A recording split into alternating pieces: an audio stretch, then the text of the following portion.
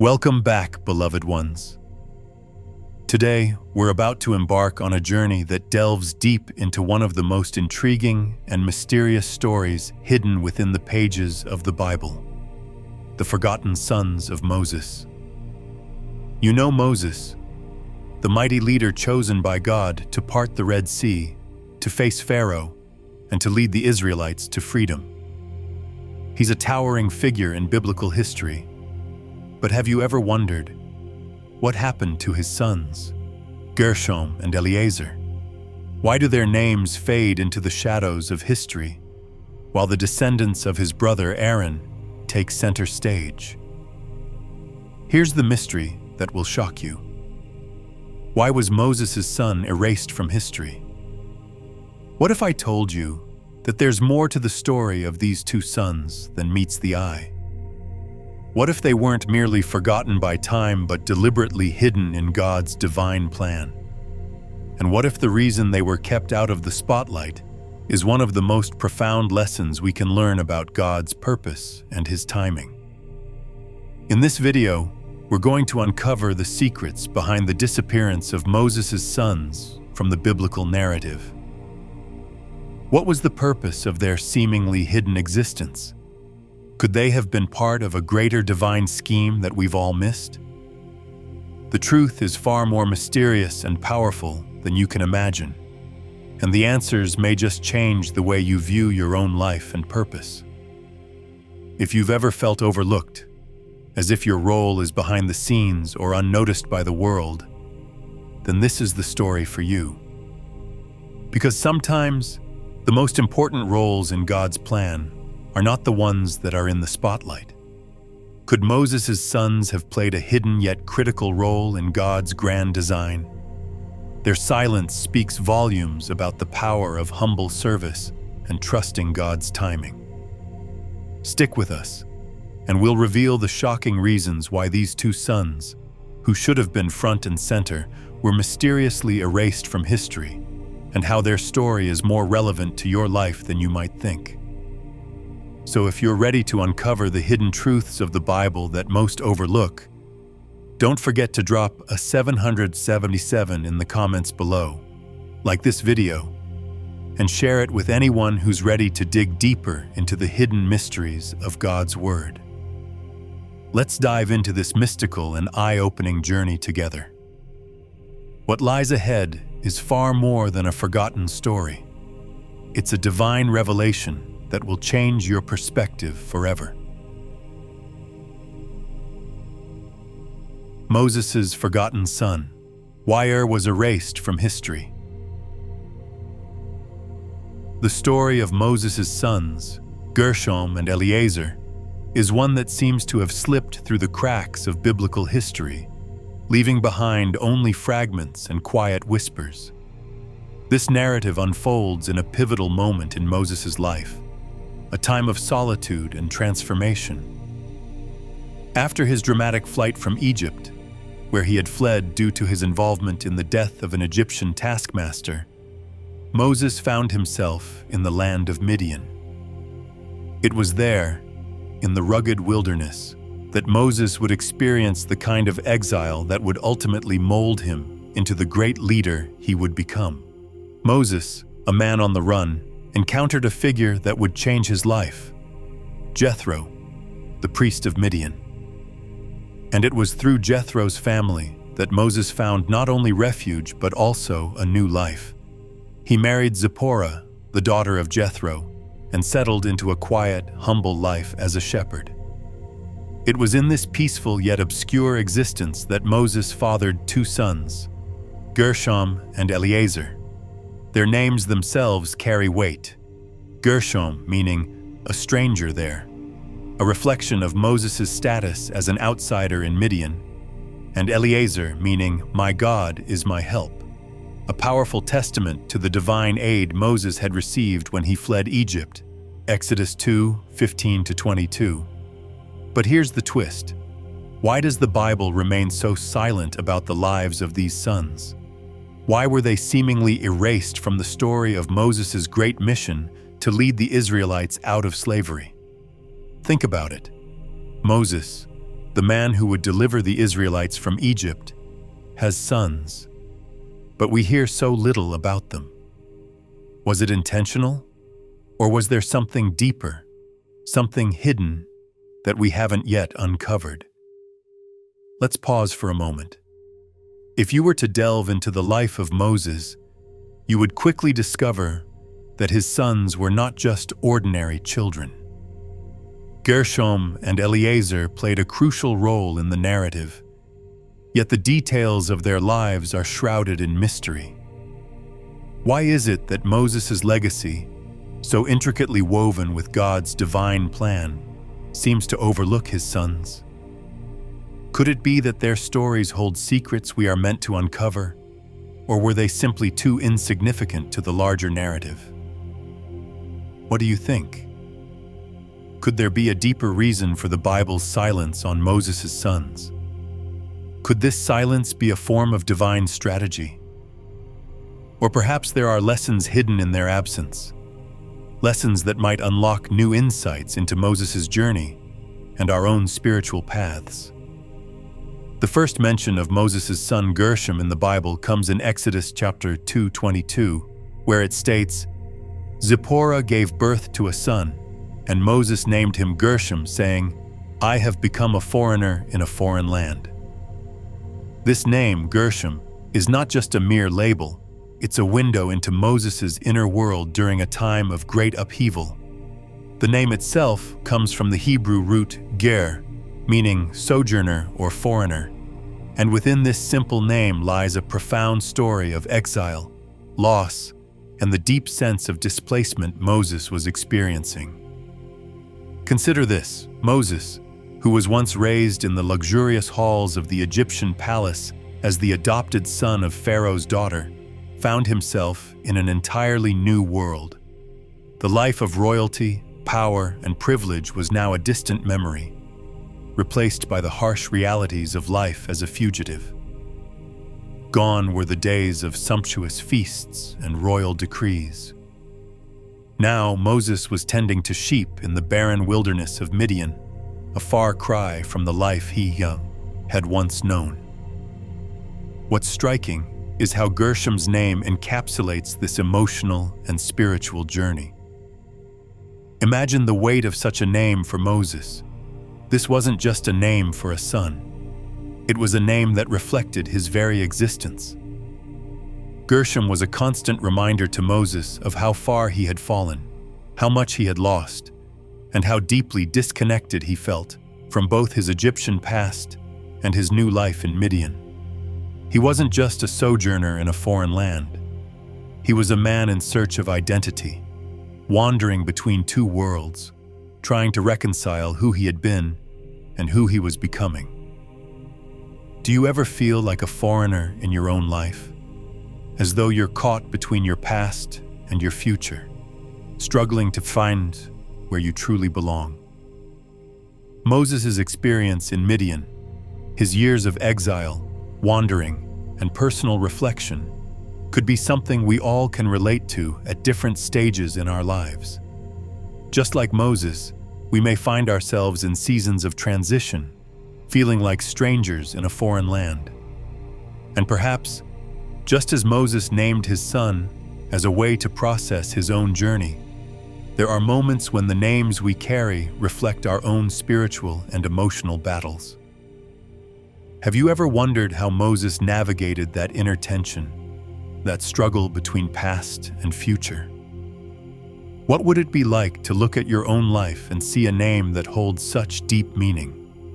Would it inspire you to step into your calling, even if you feel like a foreigner in your own skin? The birth of Moses' second son, Eleazar, is recounted in Exodus 18:3-4, which says, "One son was named Gershom, for Moses said, 'I have become a foreigner in a foreign land.' And the other was named Eleazar, for he said, 'My father's God was my helper. He saved me from the sword of Pharaoh.'" Eleazar's name, meaning God is my help, stands as a profound declaration of divine intervention during one of Moses' darkest hours. It is a name that speaks directly to the heart of Moses' journey, his escape from Egypt, and the ongoing protection that God provided as he navigated his uncertain path. Consider the weight of this name for a moment. Eliezer's name wasn't just a tribute to his birth. It was a living, breathing testament to God's mercy and deliverance. When Moses named his son Eliezer, he was not simply recounting a past event, but rather affirming a truth that would continue to shape his faith throughout his life. My father's God was my helper. He saved me from the sword of Pharaoh. These words aren't just a historical recounting. They resonate with a deeper spiritual significance. Moses wasn't alone in his exile. God was with him, guiding him, protecting him from the threats that loomed over his life. For Moses, who had once been on the run, an outcast in a foreign land, the name Eliezer symbolized more than just a son. It was a reminder of God's continuous faithfulness. Even in the wilderness, even in the midst of danger, God's protection was evident. When Pharaoh's forces were closing in, it was God's hand that intervened. When Moses thought he was alone in his journey, God proved that he was the faithful helper, the constant companion in his struggles. But why does this matter for us today? Perhaps there are times in our lives when we too feel abandoned or overwhelmed by the challenges ahead. In those moments, how often do we pause to acknowledge the unseen hand of God, the same God who walked with Moses through every trial? Eliezer's name isn't just an ancient reminder. It's a modern invitation to reflect on how God has been our helper. How has he stepped in to rescue you when you faced your own personal pharaohs, your own seemingly insurmountable obstacles? Is there a moment in your life where you can look back and say, "My father's God was my helper"? The name Eliezer encourages us to not just remember God's protection in the past, but to trust in his faithful hand moving forward. It's a name that speaks of divine partnership, a reminder that, though the journey may be long and fraught with difficulty, we are never truly alone. Gershom and Eliezer's roles in Moses' journey stand in stark contrast to the roles of other prominent biblical figures, such as the sons of Aaron, who inherited priestly duties and played pivotal roles in the unfolding story of Israel. Unlike Aaron's sons, Gershom and Eliezer did not step into significant leadership positions, nor did they become key players in the dramatic events of the Exodus and beyond. Their names, though significant in Moses' life, did not carry the weight of legacy that would shape the future of Israel in the same way. When God called Moses from the burning bush in Exodus 3, Gershom and Eliezer were still young, and it is unlikely that they fully grasped the magnitude of the events that were about to unfold. Moses, at this point, was hesitant, burdened with feelings of inadequacy for the monumental task God had set before him. Despite his doubts, Moses did not embark on this mission alone. He was accompanied by his wife, Zipporah, and his sons, Gershom and Eliezer, as they set out on the journey back to Egypt. Exodus chapter 4:20 captures this moment. So Moses took his wife and sons, put them on a donkey, and started back to Egypt, and he took the staff of God in his hand. This simple verse, though brief, carries deep significance. It marks the beginning of Moses' return to Egypt, the beginning of God's grand plan to deliver the Israelites from slavery. But despite the importance of this moment, Gershom and Eliezer are hardly mentioned again in the narrative that follows. While Moses' leadership in Israel would be chronicled in great detail, his son's involvement is largely absent from the epic story that would unfold. So, what does this tell us about the story of Moses and his family? Why were Gershom and Eleazar seemingly sidelined during one of the most pivotal moments in biblical history? Could it be that their absence in the larger narrative serves to highlight the deeply personal side of Moses' journey? The delicate balance he had to maintain between his divine calling and his responsibilities as a father? Moses' decision to bring his family along on his mission to Egypt underscores the humanity behind his leadership. The calling of Moses was not just a divine mandate. It was a call that required sacrifice, both for Moses and for his loved ones. As a father, he was not only responsible for leading a nation, but also for the well-being of his sons, his wife, and his family. In this way, Gershom and Eleazar's roles, though not as prominent, remind us of the personal sacrifices Moses made in obedience to God. Do you ever wonder how Moses managed to balance the weight of his divine calling with his earthly responsibilities as a father and husband? Perhaps there's something in the way Moses navigated his dual role that we can learn from today. How often do we find ourselves caught between our own sense of purpose and the responsibilities we have at home? Like Moses, perhaps the challenge is not choosing between these roles, but learning to embrace both as part of our divine journey. A pivotal moment involving Moses' family takes place in Exodus 4:24-26, a dramatic and somewhat mysterious episode that highlights the deep significance of God's covenant and the critical role Moses' family played in his divine mission. The passage reads, "At a lodging place on the way, the Lord met Moses and was about to kill him.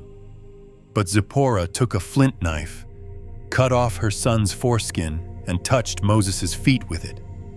'Surely you are a bridegroom of blood to me,' she said. So the Lord let him alone." At first glance, this moment might seem confusing, even unsettling. Why would God seek to kill Moses, his chosen leader, just as he was on the brink of returning to Egypt to free the Israelites? The answer lies in the covenant of circumcision, which God had established with Abraham in Genesis 17:10-14.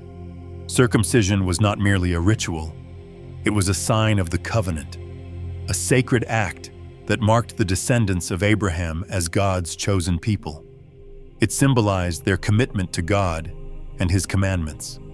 Moses, however, had neglected this critical act of obedience, and as a result, God's wrath was about to fall upon him.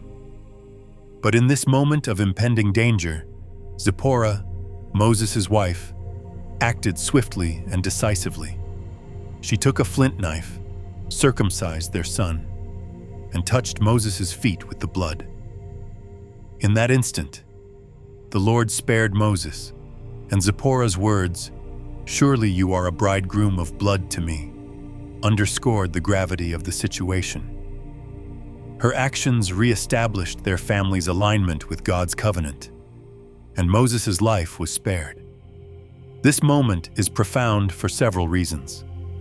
First, it serves as a reminder that even those chosen by God, like Moses, are not exempt from the responsibility of upholding God's laws. Despite Moses' extraordinary calling, his failure to observe the covenantal sign of circumcision nearly cost him his life. But it was through Zipporah's action that the covenant was restored, and Moses was able to continue on his divine mission. Zipporah's swift and seemingly sacrificial act also underscores a broader biblical principle: the role of family in supporting God's work. While Moses is often seen as the central figure in the Exodus story, Zipporah's intervention here was vital. Her obedience to God's command was not just an act of personal devotion. It was an act that directly supported Moses' calling, and by extension, the salvation of the Israelites. In a sense, Zipporah was fulfilling a role that wasn't often recognized or celebrated, but was nonetheless crucial to the unfolding of God's plan. Yet, despite this dramatic moment of divine intervention, Gershom and Eliezer seem to fade into the background as the story of the Exodus progresses. When Moses returns to Egypt to confront Pharaoh, his sons are not mentioned. When the Israelites cross the Red Sea and receive the 10 Commandments at Mount Sinai, there is no record of Gershom or Eliezer's involvement. It raises the question, where did they go? The silence surrounding Gershom and Eliezer is striking. Their presence in the early part of Moses' journey was significant, but as the story of the Exodus unfolds, they seem to vanish from the narrative. Were they simply too young to play an active role? Or does their absence suggest a deeper theological message, perhaps about the individual nature of God's calling, and the way that even the most faithful servants, like Moses, must sometimes walk alone in their divine mission? What do you think? Could there be more to their absence than meets the eye? Perhaps their story, though untold in the broader narrative, still holds valuable lessons for us today. How often do we see our own efforts go unnoticed, even when we're supporting something much larger than ourselves? Gershom and Eliezer may not have been the heroes of the Exodus, but their place in the story speaks to the hidden, uncelebrated roles that are often critical in God's kingdom. Some scholars have proposed that after the dramatic incident at the inn, Zipporah and Moses' sons, Gershom and Eliezer, may have returned to Midian. This theory suggests that the dangerous nature of Moses' mission, which was about to escalate into confrontations with Pharaoh, led to a decision to keep his family away from the immediate dangers that lay ahead. The narrative in Exodus 18 seems to support this idea, as it describes a later reunion between Moses and his family after the Exodus had taken place. Exodus chapter 18, 5-6 provides this account. Jethro, Moses' father-in-law, together with Moses' sons and wife, came to him in the wilderness, where he was camped near the mountain of God. Jethro had sent word to him, "I, your father-in-law, Jethro, am coming to you with your wife and her 2 sons." This reunion, occurring in the wilderness near Mount Sinai, confirms that Gershom and Eliezer were not with Moses during much of the Exodus journey. Despite being present at the beginning, their absence throughout much of the dramatic events leading to the liberation of Israel raises intriguing questions. Why were Moses' sons absent during these critical moments of the Exodus? One possible explanation is that Moses and Zipporah made the decision to protect them from the dangers of the journey. The road to freedom for the Israelites was fraught with peril, Pharaoh's wrath, plagues, and the hostile desert landscape. Keeping the children away from such dangers might have been a necessary step, ensuring that Moses could focus on his mission without worrying about their safety. After all, his mission was about to become much more than a personal quest. It was about the salvation of an entire nation. However, another possibility is that God had different plans for Gershom and Eliezer, plans that didn't involve their immediate involvement in the public leadership of the Exodus. While Moses was chosen to lead the Israelites, his sons may have been destined for roles that were less visible but no less important. This idea raises a thought-provoking question. Are there roles in God's divine plan that remain hidden, not requiring public recognition or leadership? Could it be that Gershom and Eliezer's absence speaks to a deeper principle, that some individuals, though chosen, are not called to be in the public spotlight, but are still vital to the unfolding of God's work? This notion mirrors a broader biblical theme. Not every divine calling is about leadership or public recognition. Some are called to stand in the shadows, supporting the work from behind the scenes, playing crucial roles that, though unseen, are essential for the fulfillment of God's purposes. Perhaps Gershom and Eliezer's absence is a reminder that God's plan for each of us can be vastly different, with some called to a path of prominence and others to a path of quiet faithfulness. What do you think? Could this be a sign that some roles are hidden for a reason, even if we don't fully understand it? If you were in Moses' shoes, how would you balance your mission with the protection of your loved ones? Would you too have sent them away to keep them safe during such uncertain times? The story of Moses' family, with all its silences and absences, invites us to reflect on how God uses all parts of our lives, both public and private, for His greater purpose. Interestingly, the descendants of Moses do reappear in the Bible, but their return is brief and somewhat troubling. In Judges 18:30 we read, "And the children of Dan set up the graven image, and Jonathan, the son of Gershom, the son of Moses, he and his sons were priests to the tribe of Dan until the day of the captivity of the land." Some versions of the Bible, however, use Manasseh instead of Moses, likely to soften the connection between Jonathan and Moses. This Jonathan, the son of Gershom, becomes a priest for the tribe of Dan. However, his role is not one that honors God. Instead, he serves in a shrine that features carved images, which directly violates God's commandments, as seen in Exodus 20:4-5, where God forbids the making of graven images.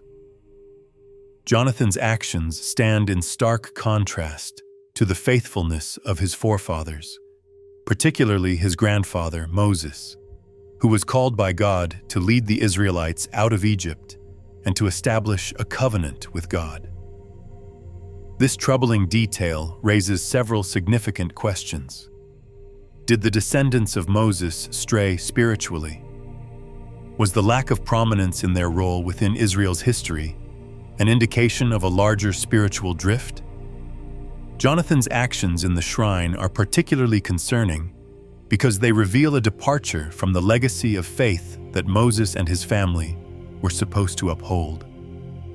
Here we see that even though Moses' descendants were born into a mighty legacy of faith, this inheritance did not automatically guarantee righteousness. The next generation had to choose to walk in God's ways. The story of Jonathan serves as a powerful reminder that personal faith must be chosen and lived out, not assumed by virtue of heritage or family background. This leads us to a profound lesson.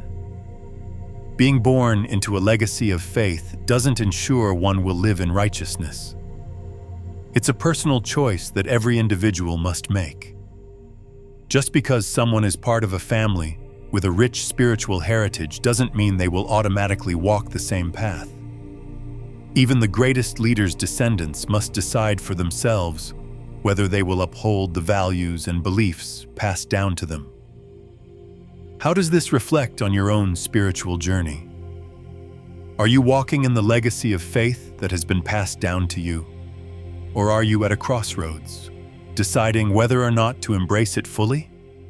The story of Jonathan, with its uncomfortable truth, reminds us that spiritual legacy is a living thing, something that needs to be nurtured, chosen, and continually reaffirmed through our actions.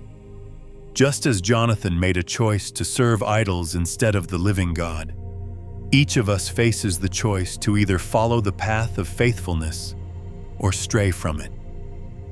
What path will you choose? The tribe of Levi, to which Moses and Aaron belonged, was set apart by God for special duties, particularly for service in the tabernacle. However, while Moses and Aaron were both from the tribe of Levi, it was Aaron's descendants who were chosen to become the priesthood. This divine decision is clearly outlined in Numbers 3, where God specifically designates the sons of Aaron to serve as priests and assigns the rest of the Levites the role of assisting with the tabernacle's duties. But why were Aaron's sons chosen instead of Moses's? The Bible doesn't give a direct explanation for this decision, but one possibility is that this was part of God's divine plan to preserve the humility of Moses's legacy. After all, Moses was the greatest prophet, the one who spoke to God face to face, as described in Deuteronomy 34:10. However, despite his unparalleled spiritual authority, Moses' sons did not inherit that same authority. This distinction serves as a reminder that God's calling is not inherited like royalty. It is divinely assigned according to his purpose. Moses' leadership and prophetic calling were unique to him, and the focus of God's plan was never to establish a dynasty of spiritual rulers, as seen in the case of other biblical figures like King David. Instead, God's decision to designate Aaron's descendants as priests, while Moses' sons remained in the background, highlights the notion that God's calling is sovereign and not based on family lineage or personal merit. Each person has a unique purpose, and the fulfillment of that purpose is determined by God alone. This leads us to a profound spiritual truth. You don't need a spotlight to fulfill God's purpose for your life. Gershom and Eleazar may not have been at the forefront of Israel's history. They didn't lead armies, perform miracles, or stand in the public eye. But their lives still mattered. Their story, though largely untold, serves as a reminder that obedience, faith, and legacy often unfold quietly behind the scenes. Think for a moment about the people in your life who have made a lasting impact on you, but never sought the praise or recognition that comes with being in the spotlight. Maybe it was a parent who spent years praying for you, a teacher who believed in you when you didn't believe in yourself, or a friend who was there for you during your darkest hours. Like Gershom and Eleazar, they were not forgotten by God. Their influence, though unseen by many, was significant in God's eyes. It's easy to feel as though our efforts are unnoticed when we aren't in the public eye. But the truth is, God values faithfulness and obedience in every corner of life, whether seen or unseen. Just as Gershom and Eleazar were part of Moses' journey, but never took center stage, so too are there many whose quiet obedience contributes greatly to God's work. Your life, whether filled with accolades or lived quietly in the background, has a purpose that is divinely appointed. And just like the unseen heroes in our lives, your role matters deeply in God's grand design. So, what happened to Moses' sons? They didn't lead the nation, nor did they write scripture. Their names aren't etched into the pages of history in the way other figures are. Yet their lives were a part of God's greater plan, a plan woven with purpose and divine intention. Though their roles were quiet, almost hidden, they still had a place in the tapestry of God's story. This silent part of their story challenges our modern obsession with visibility, with accolades, and with being noticed. In God's kingdom, as Jesus tells us in Matthew 20, the last will be first. Those who remain unseen by the world are often seen the most by heaven. It's in the quiet, faithful moments of obedience, those uncelebrated acts, that God's kingdom is advanced. This is a radical shift from how the world measures success. The quiet servants, the ones working behind the scenes, often carry the weight of eternity, even when their actions go unnoticed by human eyes. If you've ever felt as though your role is small, or that your efforts have gone unappreciated, remember the lives of Gershom and Eleazar. They may not have parted seas or led armies, but their story, though faint, speaks volumes about the value of obedience, the power of quiet faithfulness, and the unseen ways in which God moves. Their presence, though subtle, is forever marked in the grand design of God's plan, reminding us that greatness in God's kingdom is not defined by fame, but by faithfulness. Your role, too, matters. You may not stand at the forefront, but every act of obedience, every quiet prayer, every moment of faithfulness sown in hidden places echoes through eternity. Remember, in the economy of heaven, what the world overlooks, God treasures deeply. You are seen. You are valued. Your life has purpose, whether in the spotlight or in the shadows. Thank you for watching. If this story has touched your heart or given you a fresh perspective, comment, "I am seen by God," below. Hit the like button, subscribe, and share this with someone who needs encouragement today. If you feel led, you can also support this channel through Super Thanks. Thank you, truly, whether you give or not. Your support, your engagement, and your presence mean the world. You are deeply appreciated. God bless you, and we'll see you in the next video.